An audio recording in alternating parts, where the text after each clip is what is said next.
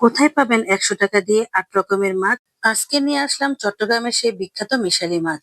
আর এই মিশালি মাছটা খেতে এত ভালো লাগে, যারা চট্টগ্রামে আছেন অথবা চট্টগ্রাম থেকে আমার এই ভিডিওটা দেখছেন তারা অবশ্যই বুঝতে পারবেন এই মাছটার স্বাদটা কেমন। সত্যি বলতে এখানে অনেক রকমের মাছ আছে। কমপক্ষে ৭-৮ রকমের মাছ আছে। আর এই সবগুলো মাছ একসাথে মিলিয়ে রান্না করলে কি যে ভালো হয়। আর সবচেয়ে অদ্ভুত ব্যাপার হচ্ছে সবগুলো মাছই কিন্তু সাগরের মাছ। আসসালামু আলাইকুম, কেমন আছেন সবাই? আশা করি ভালো আছেন। আলহামদুলিল্লাহ আমিও ভালো আছি। তো আমি এখন হাতে যে মাছটা উঠিয়েছি এটা হচ্ছে আলুয়া মাছ। এই মাছটা ভীষণ নরম হয়। আর এই মাছটা কিন্তু রান্নার পর একদমই ভাঙা ভাঙা অবস্থা হয়ে যায়। আর তারপর আছে পোয়া মাছ, তারপরে ফাইসা মাছ, আছে চিংড়ি মাছ, ছোট ছোট লইট্টা মাছ, সুরমা মাছ, সাথে আছে ছোট চান্দা মাছ।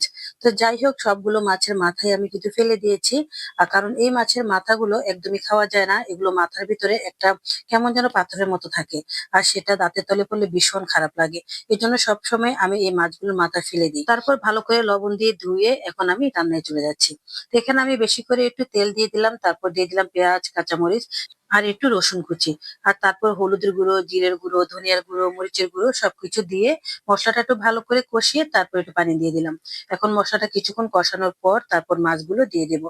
এই মাছটা ভাজা করা একদমই দরকার নেই, কারণ ভাজা করতে গেলে একদমই ভালো লাগবে না খেতে, শুটকি শুটকি লাগবে। ভাজা ছাড়াই এমনিতে এই মাছটা রান্না করলে অনেক মজা হয়। প্রথম প্রথম চট্টগ্রামে এসে আমি এই মাছটা ভাজা করেই রান্না করতাম। আমি একটু স্বাদ পেতাম না, খেতে ভালোই লাগতো না। তারপর চট্টগ্রামের আপুদের সাথে থেকে থেকে দেখে শিখে নিয়েছি যে মাছটা আসলে এভাবে কাঁচাই রান্না করতে হয়, তাহলে খেতে কিন্তু অনেক ভালো হয়।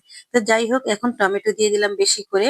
আর এখন বেশি একটা লাড়াচাড়া করা যাবে না, কারণ এখানে মাছগুলো এখন নরম হয়ে যাবে, একদম ভাঙা ভাঙা অবস্থা হয়ে যাবে।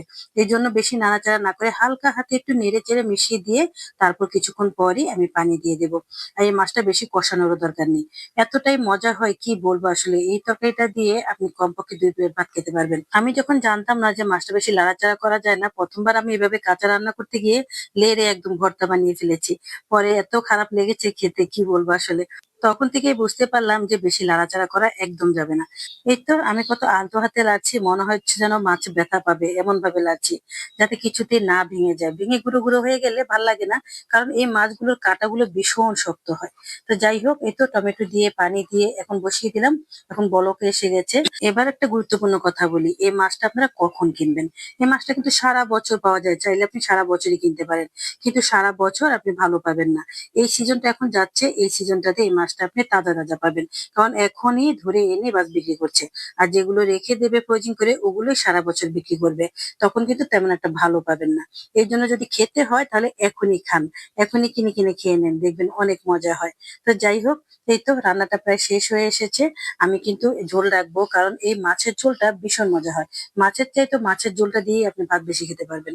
আর এখন দিয়ে দিচ্ছি বেশি করে ধনিয়া পাতা। এখন চুলাটা অফ করে দেব। কিছুদিন আগে আমি চট্টগ্রামের ফুলুরি ইচাগুলো দেখাইছি, তখন আপনারা অনেক খুশি হয়েছেন, অনেক পছন্দ করেছেন।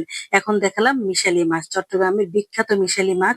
এই মাছটা খেতে অসাধারণ হয়, সবাই অবশ্যই কিনে কিনে খাবেন। আর দাম একদমই সস্তা, সেটা হচ্ছে মাত্র ১০০ টাকা কেজি। আর এত সস্তা মাছ, এতগুলো রকমের মাছ খাওয়ার আসলে খুবই অদ্ভুত ব্যাপার, তাই না? ভালো থাকবেন সবাই, আজ এ পর্যন্তই। আল্লাহ হাফেজ।